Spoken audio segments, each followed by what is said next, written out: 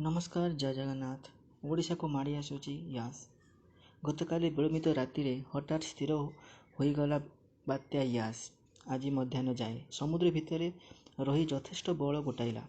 बात्यार रूप धारण करिया परे शक्तिशाली होई अपराह्न 5टा जाए धीर गति आग को माड़ी आसिला। धीरे धीरे अधिक भयंकर रूप धारण करी घंटा प्रति 12 किलोमीटर बेगरे उपकूल ओडिशा को माड़ी आसुची।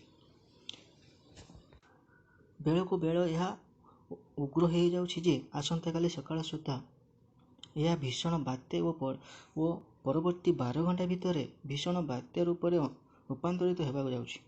भारत पाणीपाग विज्ञान केन्द्र सूचना देइछि जे 26 तारिख मध्याह्न सुधा यह भद्रक बालेश्वर मध्य स्थलभाग को छुईब एवं पूरा बालेश्वर सहर उपरे तार आखि रहिब।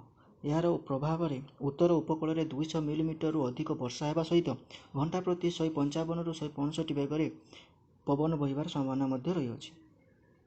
भारत पाणीपाग विज्ञान केन्द्र महानिदेशक डॉक्टर मृत्युंजय महापात्र जेमिति पूर्वानुमान कर जगतसिंहपुर केन्द्रापड़ा भद्रक और बालेश्वर सबुठारु बेसी पवनर बेग रहिबो एवं 26 तारिख दिन बात्या यास केन्द्रापड़ा जिलार राजनगर एवं बालेश्वर जिला बालियापाल मध्य देई ओडिशा उपकूल अतिक्रम करिबो बोली परिवेश एवं जल विज्ञान केन्द्र सूचना मिली। एवं 24 तारिख भोर ठारू राजनगर रे अति प्रबल वर्षा एवं 40 ରୁ 50 किलोमीटर बेगर पवन आरंभ हो जाइए।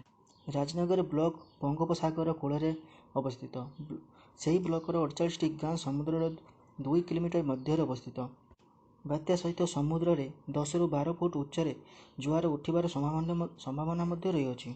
राजनगर किछि नदीबंध दुर्बल अवस्था थिबारु एही जुआर उठिले लुणा जुआर जनबसति मध्य को माड़ी आसार संभावना रही।